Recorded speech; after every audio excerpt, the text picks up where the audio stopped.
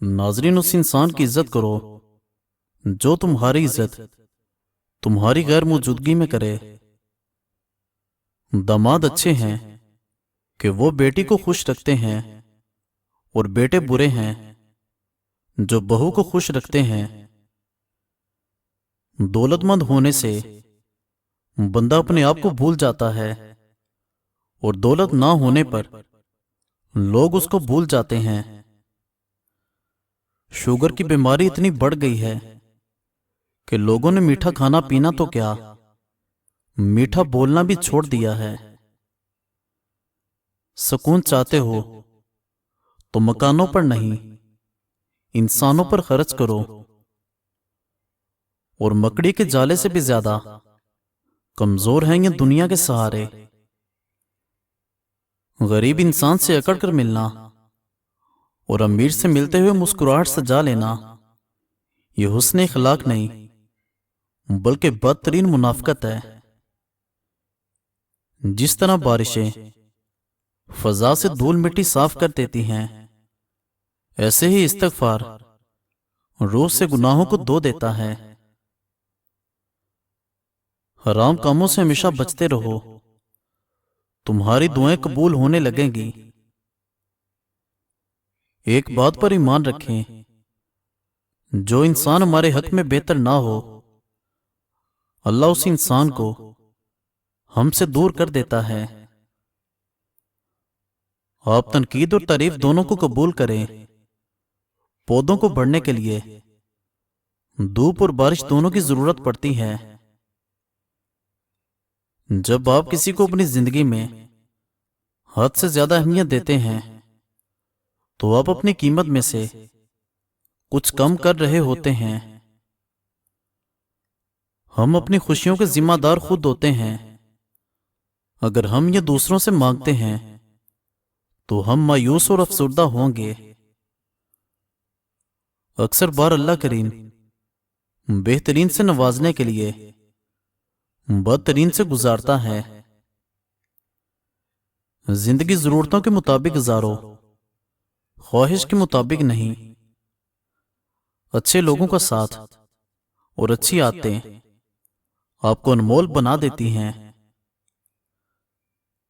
बदगुमानी के अंदर इतनी ताकत है कि ये इंसान का ज़हनी सुकून पर बात करने के साथ साथ एक दूसरे से जुड़े ताल्लुक को कुछ सेकंड में हड़प कर जाती है। कपड़े इंसान के बदन को ढांपते हैं, और गुफ्तगू इंसान की शख्सियत को।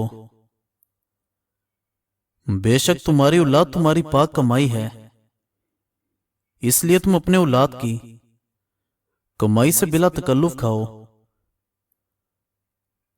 वालिद की गुर्बत से घबराकर लोगों की बातों में ना आओ, बल्कि अपने बाप का सहारा बनो, हौसला दो। यही तुम्हारी सबसे बड़ी कामयाबी है। सजदे की ताकत यह है कि फर्श की सरगोशी अर्श पर सुनी जाती है। जिल्लत उठाने से बेहतर है कि तकलीफ उठाओ। जितना आप खुद को पुरकशिश या खूबसूरत समझते हैं, लोगों को आप इससे 20% ज्यादा पुरकशिश दिखते हो।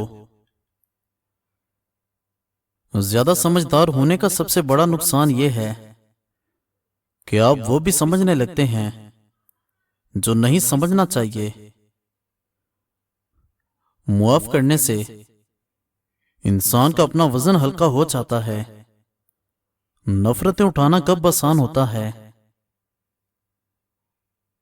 किसी ऐसे इंसान के साथ रहो जो तुम्हारे साथ होने पर रब का शुक्र अदा करे। रिश्ते तो एक दूसरे का ख्याल करने के लिए होते हैं, इस्तेमाल के लिए नहीं। तकदीर से लड़ने के बजाय तकदीर बनाने वाले से दोस्ती कर लें, बिन मांगे भी अता होगा। ताल्लुक भी रिज़्क की तरह होता है। बदनीयती आ जाए तो बरकत खत्म हो जाती है। दो जगह ऐसी हैं جہاں بیوی کو اکیلا نہ چھوڑیں جب بیوی بیماری کی حالت میں ہو، کیونکہ ایک عورت ساری زندگی سب کی خدمت کرتی ہے، سب کی فکر کرتی ہے، مگر جب وہ بیمار ہوتی ہے اس کو سب سے زیادہ اپنے ساتھی یعنی شوہر کی ضرورت ہوتی ہے۔ شوہر احساس پیار کرنے والا ہو، یہی احساس اس کی زندگی کو بدل دیتا ہے۔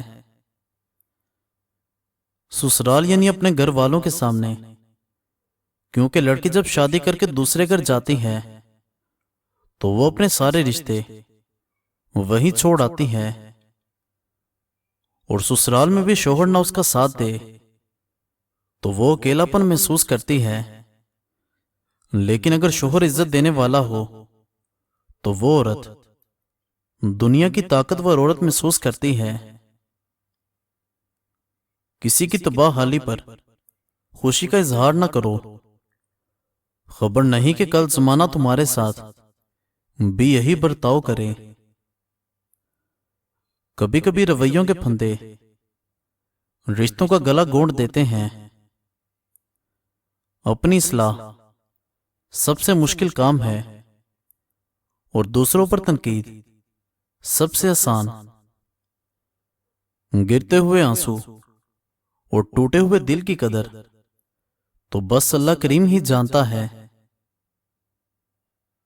سب سے بڑی خیانت قوم سے غداری ہے۔ جس نے زندگی میں کسی کو بھی تکلیف نہ پہنچائی ہو وہ قبر میں آرام اور راحت سے سوتا ہے۔ گناہ پر ندامت گناہ کو مٹا دیتی ہے، نیکی پر غرور نیکی کو تباہ کر دیتا ہے۔ ایسے لوگ آپ کی قیمت کبھی سمجھ نہیں سکے جن کے لیے آپ ہمیشہ دستیاب رہے۔ توبہ کے قبول ہونے کی نشانی یہ ہے کہ اس کے بعد انسان کا دل گناہ سے ہٹ جاتا ہے۔ بال سفید کرنے میں زندگی نکل جاتی ہے، کالے تو آدھے گھنٹے میں ہو جاتے ہیں۔ آپ کو دعا کا سارا خزانہ ماں باپ سے ملنا ہے۔ اپنے استعمال میں آنے والے رزق کو مناسب استعمال کرنا بھی عبادت ہے۔ خود پر کنٹرول رکھنے کے لیے دماغ کا استعمال کریں، جبکہ دوسروں کو کنٹرول کرنے کے لیے دل کا استعمال کریں۔ گناہ میں لذت ضرور ہے مگر سکون نہیں۔ گناہ کا موقع نہ ملنا بھی اللہ کی نعمتوں میں سے ایک نعمت ہے۔